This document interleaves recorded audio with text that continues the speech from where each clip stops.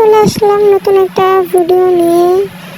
মানে প্রথম কয়েকদিন আর কি একটু ভালোই ভিডিও করতেছিলাম, কিন্তু এরপর এত অলস হয়ে গিয়েছি আর কি, ভিডিও করার কথা মনেই থাকে না।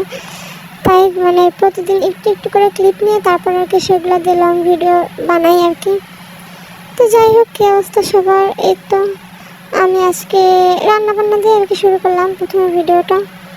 এটা হচ্ছে আমি মানে মাছের ডিম, বড় একটা মাছ আনা হয়েছিল, প্রায় 7-8 কেজির মতো একটা বড় মাছ আনা হয়েছিল। তো সেই মাছ থেকে অনেক ডিম বের হয়েছিল, মানে কয়েকদিন ধরে খাচ্ছি কিন্তু শেষই হচ্ছে না। তা ভাবলাম মাছের একটা রেসিপি, মানে মাছের ডিম দেখি কোনো রেসিপি করা যায় কিনা।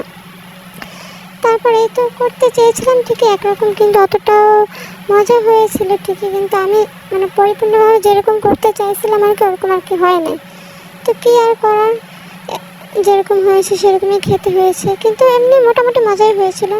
তো মাছের ডিমগুলো আমি আগে শুধুমাত্র পেঁয়াজ দিয়ে ভেজে নিয়েছি বড়ার মতো করে। তারপর মানে আলু কেটে রেখেছিলাম ছোটো ছোটো কিউব করে। আর এর মধ্যে আমি নারকেলের দুধ না, পুরো নারকেলটাকে মিহি করে ব্লেন্ডার করে তারপর আর কি দিয়ে দিয়েছি। দিয়ে তারপর ভালো করে মশলা টশলা দিয়ে কষিয়ে তারপর আর কি রান্নাটা করলাম। তারপর মাছের ডিম রান্না শেষ করে তারপর আমি শুটকি ভর্তা করবো। আর এটা কি লট্টা শুটকি নাকি? লট্টা শুটকি তো, মানে আমি আসলে মাছ খাই বা যাই খাই না একদম সহজে সবজি মাছ বা যে কোনো কিছু খুব মানে নাম খুব কমই চিনি বা দেখলেও খুব সহজে চিনি না। তো যাই হোক, আমার কাছে শুটকি ভর্তা অনেক বেশি ভালো লাগে, ঝাল ঝাল করে শুটকি ভর্তা অনেক বেশি মজা লাগে। আর আমি শুটকি ভর্তা হলে মানে 1 প্লেট ভাত খেয়ে ফেলতে পারি, এরকম একটা অবস্থা। তো একটু বেশি করে শুটকি নিয়েছি, আর আমার বাসায় শিলপাটা নাই, তাই আমি ব্লেন্ডারেই সব ভর্তা করি। আর হাতে বাটতে গেলেও ব্যথা লাগে, অনেক অলস আমি, যাই বললাম তো আগেই। তো যাই হোক, তারপরে এই যে আর ভর্তাটা করে মানে এই যে ঝাল পেঁয়াজ যেগুলোতে ভেজেছিলাম আর কি কড়াইতে, সেই কড়াইয়ের মধ্যে ভর্তা করা শুরু করেছি। তারপরে তো ভর্তা ফাইনাল লোক। আর ভর্তাটা করা হয়ে গেলে মানে এত বেশি ভর্তার ক্রেভিং হচ্ছিল যে আমি পুরো কড়াইয়ের মধ্যে বসে পড়েছি একটু ভাত নিয়ে একটু ভর্তা নিয়ে খেতে।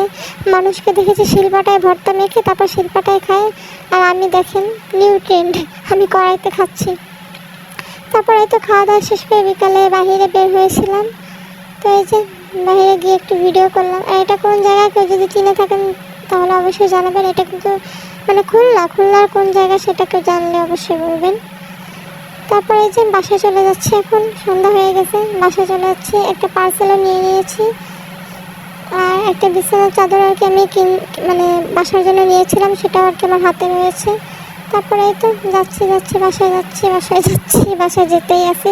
সিএনজিতে করে যাচ্ছিলাম, আর আমার সাথে আমার আম্মু ছিল, আমার ছেলে ছিল, আর আমরা 3 জন ছিলাম। তারপরে এই যে এই ম্যাঙ্গো পিলো কেকটা আর কি অর্ডার দিয়েছিলাম, তো সেটাই নিয়ে আসলাম। এই যে দেখেন 6টা ছিল, বাসায় আনতে 2টা মানে খাওয়া হয়ে গেছে। তারপর আর কি মনে করলে ভিডিও করার কথা, তারপরে যে ভিডিও করলাম আর কি শেষে 4টা দিয়ে। তো এই যে মোটামুটি মজা ছিল, অনেক বেশি না, বাহামারি কোনো কিছুই না। আর আমি একটু মিষ্টি জাতীয় খাবার একটু কম খাই, তাই আমার কাছে মোটামুটি লাগলো। কিন্তু হ্যাঁ ভালো, ঠান্ডা করে খেতে একটু বেশি ভালো। তো যাই হোক, দেখতে ভালোই লাগে, আর নামটাও মানে আনকমন বা মানে সুন্দর লাগে নামটা আর কি, যে ম্যাঙ্গো পিলো। তো যাই হোক, আজকে এই পর্যন্তই।